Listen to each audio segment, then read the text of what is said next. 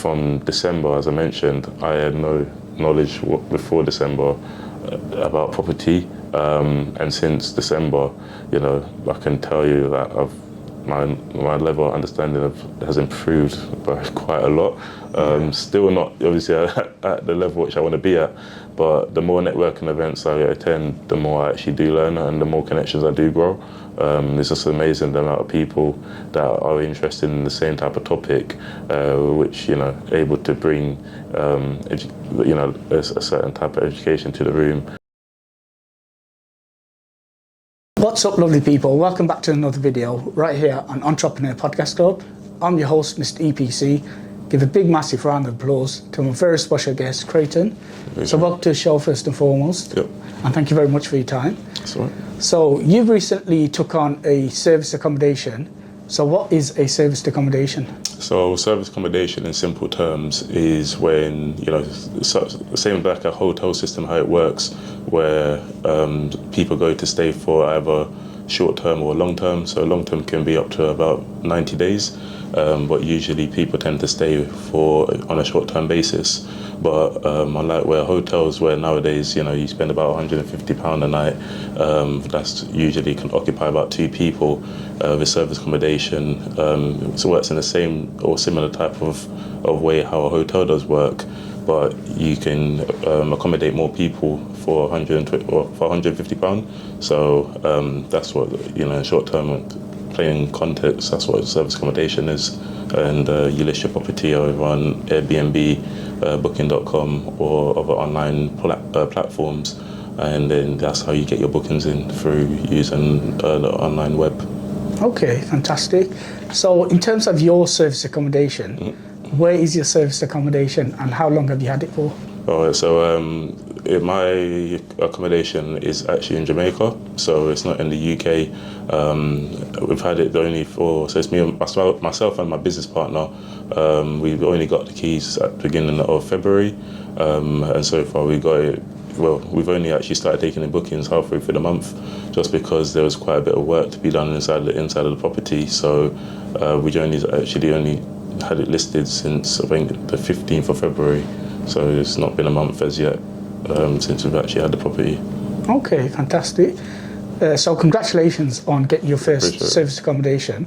So you said it's in Jamaica, so there's a lot of regulations here, and there's quite a bit of changes that are coming into play in terms of service accommodation. So what are the regulations like in Jamaica?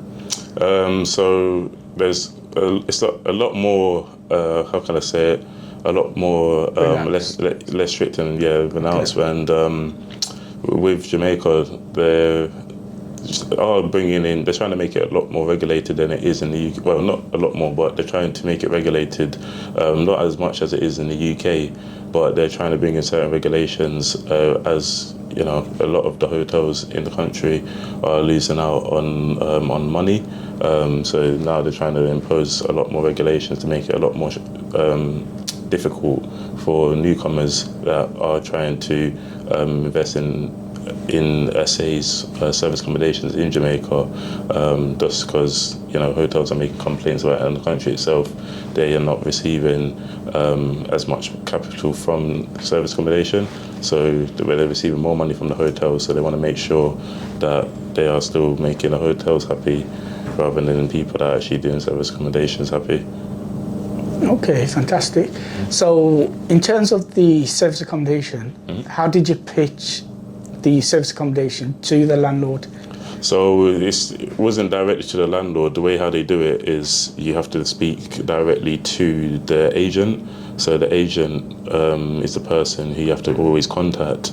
So I actually it took us quite a while to really get our first one over the line, just because a lot of landlords in the country, they are aware of certain constraints that come with service accommodations, and the fact that it's got quite a bad name for itself in certain areas where certain people have given their property out before.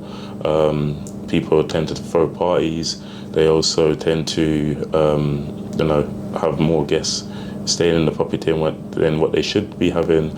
And in Jamaica, there's quite a lot of gated communities.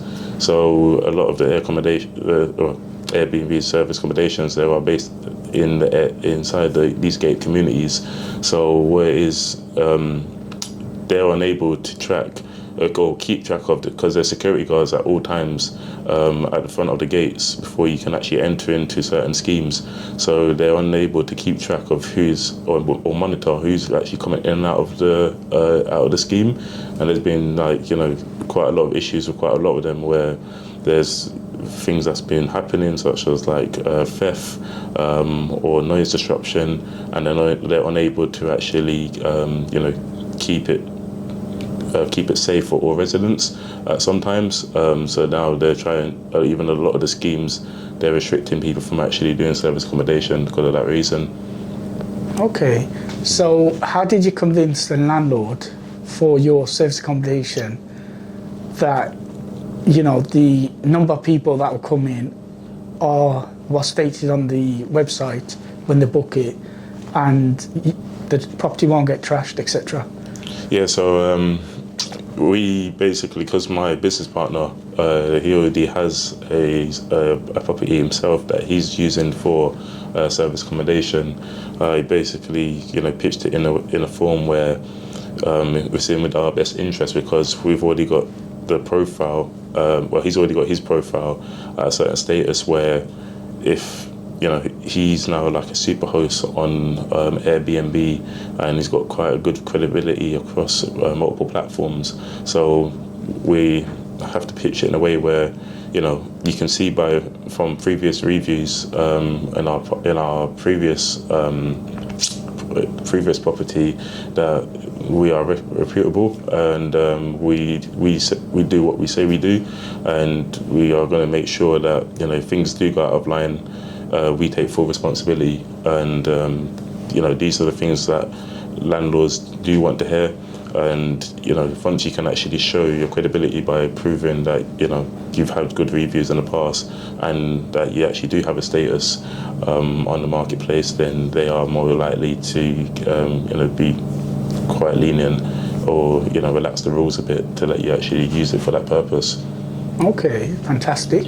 So what made you get a service accommodation in Jamaica as opposed to here in the UK? So it's just to, going back to earlier with the regulations, especially also the fact that me and my business partner, we know Jamaica really well, also know the UK really well, what the UK market in certain areas, such as, we're from London, so London is quite saturated. To anyone that actually does do service accommodation will know, if we were going to really look into doing it in the UK, it has to be an area which we both think it would both make sense, but we was unable to come to an agreement when it was decided on the areas where to do it in the UK. So we then looked abroad, and Jamaica was the place to be, because we're both comfortable with Jamaica, also both knowing Jamaica off the back of our hand. That's why we decided to do it in the end. Okay, fantastic. So you've recently got into property as well. You're doing some training as well. We spoke about this off camera.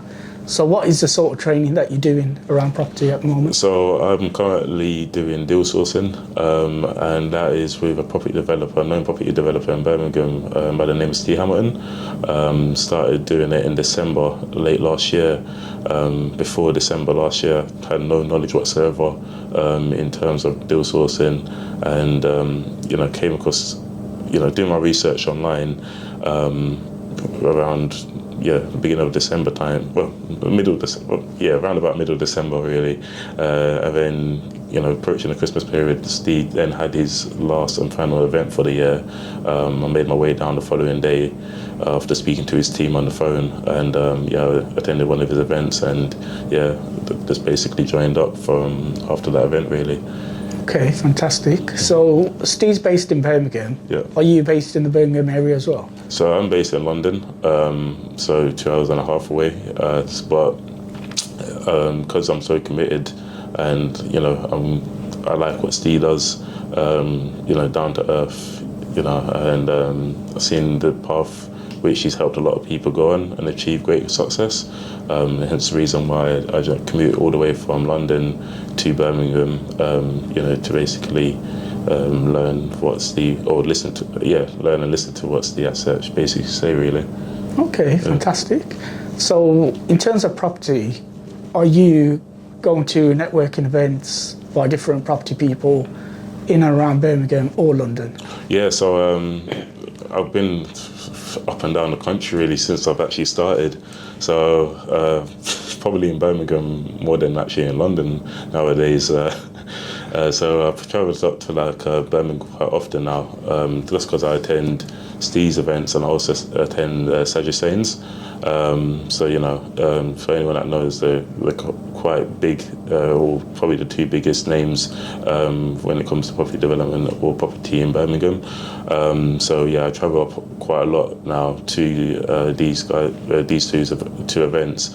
Also in London nearby, recently last week I was at Savoy's Properties event. They're very big, another known property company down in London, nearby myself. I've been traveling up and down a lot down the country to different property events, especially to network. For a number of reasons, is to network, also to get insights and learn what's actually going on in the market or things that I actually don't know as yet. That's because I'm quite early on in my journey. But it's always good to get myself out there, as it grows my connections, improves my visibility, and my level of education as well in the industry.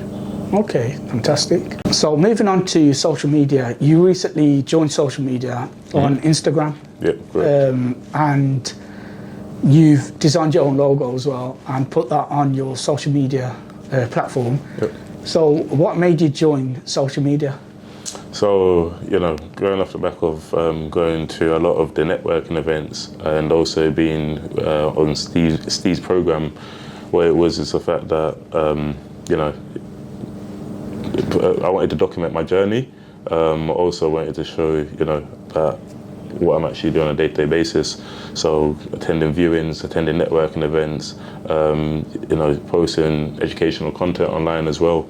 This is what made me actually join social media, and also, from Steve's training, what he says is basically get yourself onto social media. It's the best place to be. Show people what you're actually doing, and if you are a person that you do what you say you're going to do, just document your journey really. And at the beginning, it was, for most people, it's quite nerve-wracking to get in front of the camera, especially to put your face on camera and document what you're actually doing. But over the period of time, you get more comfortable doing it. Like anything, repetition.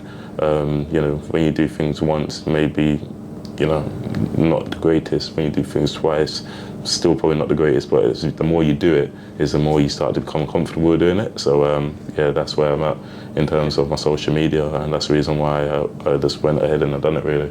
Okay, fantastic. Mm-hmm. In terms of what you mentioned about getting comfortable in front of the camera, like this is your first podcast, so you're doing really well in terms of answering all the questions and stuff like that. Yeah. So let's go back to social media, and how comfortable were you in terms of putting your face out there, getting the branding and all of that good stuff?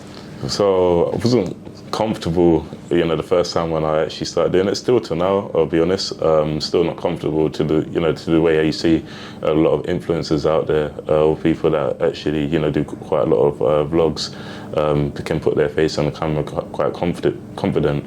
But I'm starting to build up my confidence more and more the more I do it. So now I'm just basically at the stage where, confidence is growing, but in the future and with time, I'll basically be a lot more confident with doing it. Okay, fantastic. So you're on Instagram. Are you on TikTok as well? So I'm on Instagram. I do have my TikTok account, but haven't really been actively posting on the TikTok account the way I've been posting on the Instagram account. So Instagram is my main source platform which I'm using, and then TikTok I am looking to actually start posting quite a lot more content on TikTok as well. Okay, fantastic. And in terms of YouTube, Are you on YouTube as well? I am on YouTube, but once again, it's the same like the TikTok at the moment, where I've not actually been posting that much content on my YouTube channel. With time as well, I'm going to start posting quite a lot more on all 3 platforms and probably more. Okay, fantastic. So we'll put the link to Kreytan's Instagram in the description box below. So do check out Kreytan's Instagram page and do give him a follow. So in terms of YouTube and TikTok, what are the plans with that in terms of posting videos? What sort of content are you looking at posting? So, as I mentioned earlier, it would be like educational content and also like documenting my journey. So going on viewings, also like, specific deals. So with myself, I do like the deal breakdowns. So I'll be posting videos based on, if I do go to view, for example, like a 3-bed property, the price of the property, the amount is the refurb cost for the property, and also the GDV being the end value of the property. And that's basically posting those type of contents online, as well as educational content. So if, yesterday I've had a video which I uploaded, which was speaking about networking, the power of networking.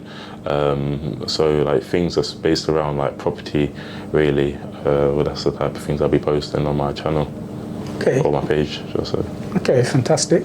So you mentioned there you put out a video about the power of networking. So what is the power of networking?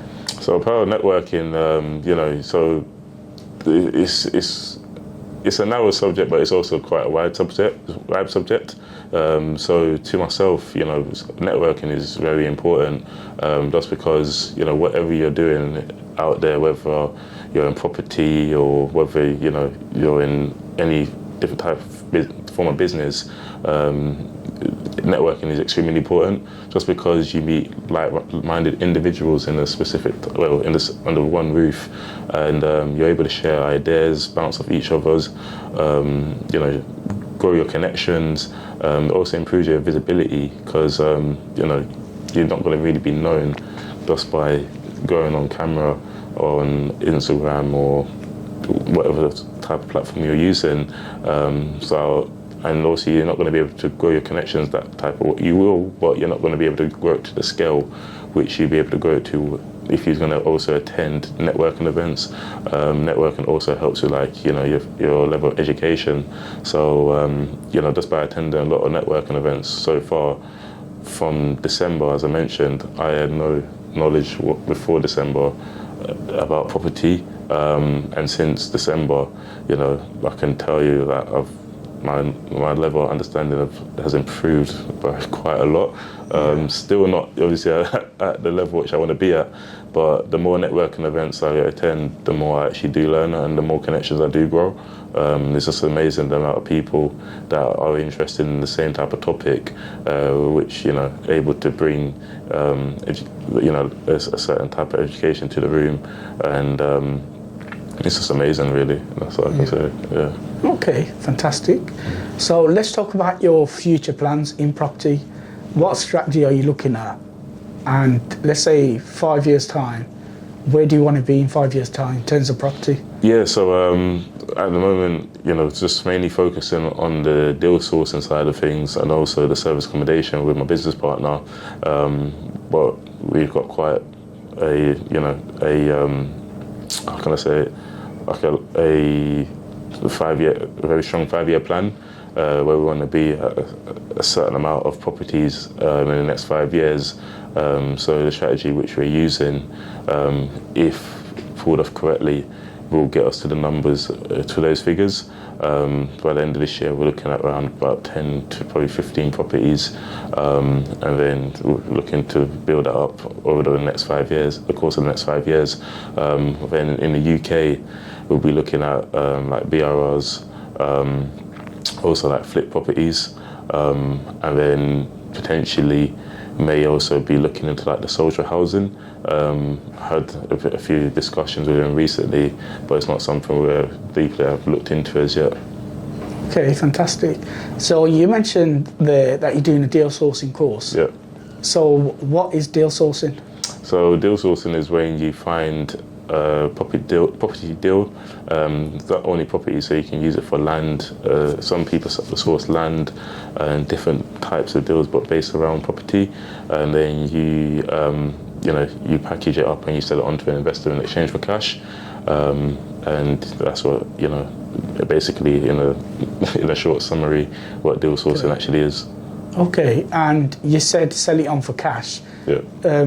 Is there a fee? That's a fee, is it? Yeah, so you charge the investor a finder's fee. Usually it's around 3,000 minimum, and it can go up to 20,000 plus. So that's depending on the size of the project. The size of the project, and also the amount of work which you're going to be putting in as yourself into that project. So that's what it basically is based off, the price which you would charge the investor. Okay, Yeah. So these properties, would you agree with the seller a specific price? So let's say it's on for 200 grand and you secure it at, let's say, 180, and then what would you do with that property in terms of packaging it up and presenting it to a potential buyer? So before, actually going down the figures of trying to secure it at 180, you want to make sure that it's going to bring a good return on investment for the investor initially. So that's by doing your analysis, your due diligence, looking at comparables in the area. Also, asking the agent, or if you're doing like direct to vendor, which basically is going directly to the landlord, you're going to ask, do your due diligence and ask questions based around the property. Certain things to look out for is basically like Japanese knotweed, any structural damage, any like mines nearby the property. These things can cause problems when it comes to applying for mortgages. Also, another thing is the property got like a kitchen fitted? Because if it doesn't, then these things can also cause lenders issues. It can be very difficult to get lending just because the property is unmortgageable. And there's other things such as like if the property's got gas, if there's no boiler, then that's another big concern to be aware of. Because the property will be unmortgageable. But usually the agents do discuss these things over the phone with yourself. If you are speaking to the agent, not sure about going directly to the landlord, if they would be aware of these things which may make the property unmortgageable. But it's just making sure that you're doing your full analysis before footing that deal. If the numbers do stack, and I believe there is a good margin difference with the property being at 200k, and you're always going to try to still go below what the market is going for, the property is going for, sorry. So if the property value is 200k, you're going to still try and knock off 10, 20k off it, so coming at 180, and then that being accepted, that's a very good deal for the investor if it's bringing a minimum of like 10% return on investment for the investor. Okay, fantastic. So let's talk about yourself. So you say you're from London. Yep. Were you born and bred in London?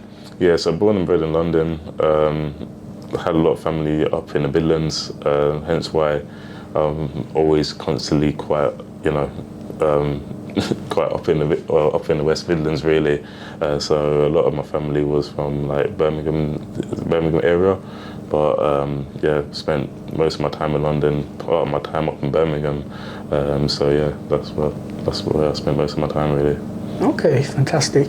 So let's talk about did you go college, university and all of that good stuff? Yeah, so we went through the school cycle, then I went and progressed on to going to college. And then afterwards I went to university for 3 years. And then I went into the workforce. Okay, fantastic. So what did you study at uni? I studied computer science for 3 years, yeah. Okay, fantastic. So let's talk about where you were working before you got into property. Okay. So where were you working before you went into property? So I was working in recruitment for 6 or 7 months. And then before that I was working in tech. So I was working as a recruitment consultant for about 6 or 7 months, and before working as a recruitment consultant, I was working in tech as a technical consultant for a year and a half. Okay, Yeah. fantastic.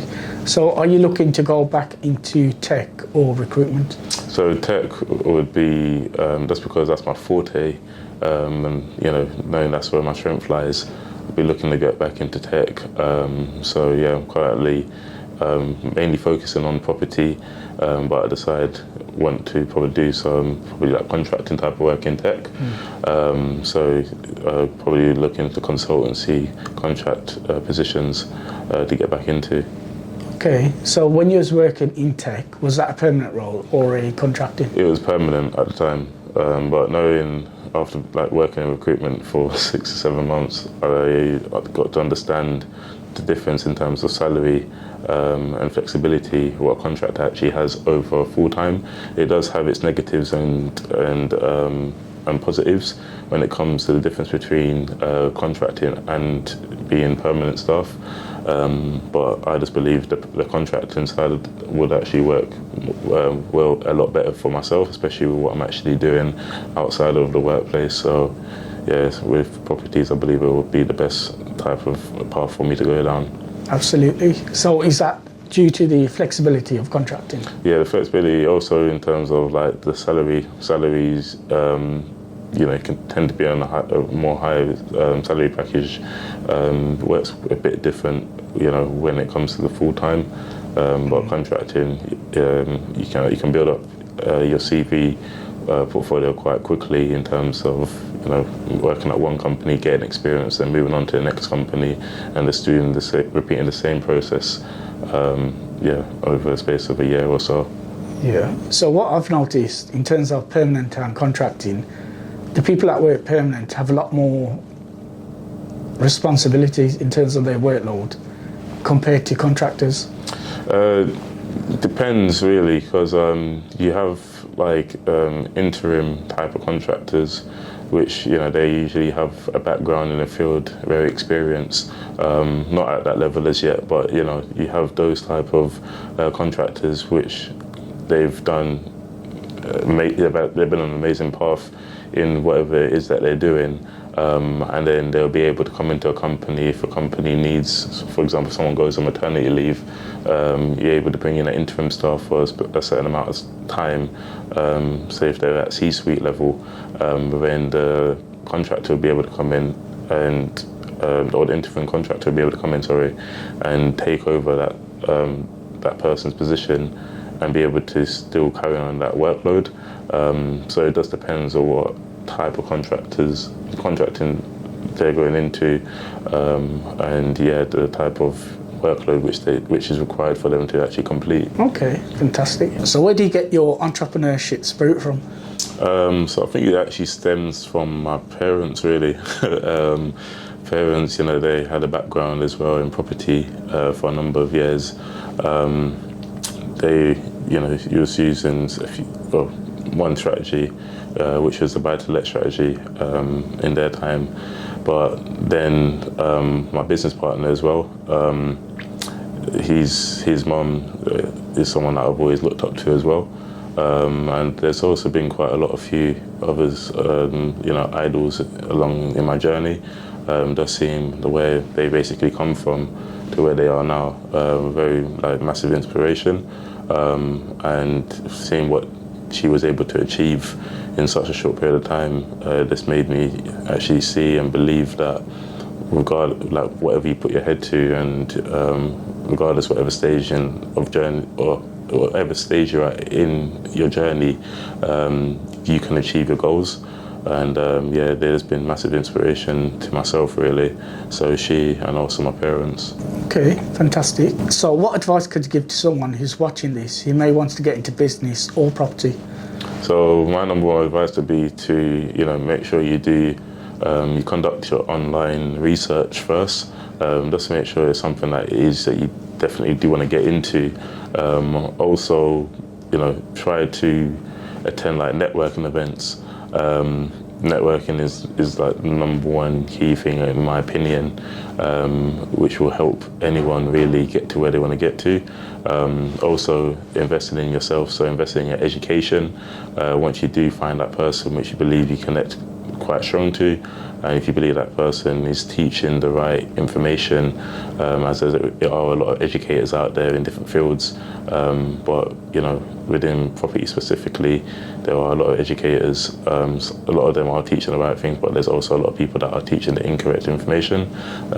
So my number one thing would be to basically do your due diligence, go to networking events, and invest in your education. Okay, fantastic. So you talk about doing the due diligence. So what due diligence should someone take? Let's say they want to get into property, they look for a mentor. What due diligence would you suggest that they would take? So it's before, when you're looking into a mentor, you want to make sure that the mentor can do or can help you what you're actually looking for, really, because quite a lot of people get confused between a mentor and a coach, and think that the mentor is actually going to, coach them in terms of what they're trying to achieve. But you want to make sure that the mentor is there as like a guidance, that they're basically going to help you map out what you the different types of milestones you need to hit and achieve in order to get the end result. So some people just get quite confused between the two, but you want to make sure that the mentor is going to be able to give you the result which you're actually looking for, really. Okay, fantastic. So what books do you read in order to increase your knowledge in property or business in general? So I've just finished reading the book, The Property Sourcing Secrets by Katie Wall. Literally just finished reading it about 2 days ago. Amazing book. Anyone that's actually looking to get into deal sourcing or is in deal sourcing, I'll definitely recommend that to give that book a read. Also, just moved on to listen to an Audible, which is Wealth Beyond Money. That's by Emmanuel Zekel and also Julia Hogbin. So I've been listening to that. I've only started listening to it yesterday. So that's another amazing Audible. So those are the two which I definitely recommend to anyone that's looking to get into property at the moment or is in property. Okay, fantastic. And that is it, ladies and gentlemen, for this podcast. I've been your host, Mr. EPC. Big shout out to Kreytan for taking the time out to come to Birmingham to film this podcast. And do look out for the next podcast. And thank you very much for watching.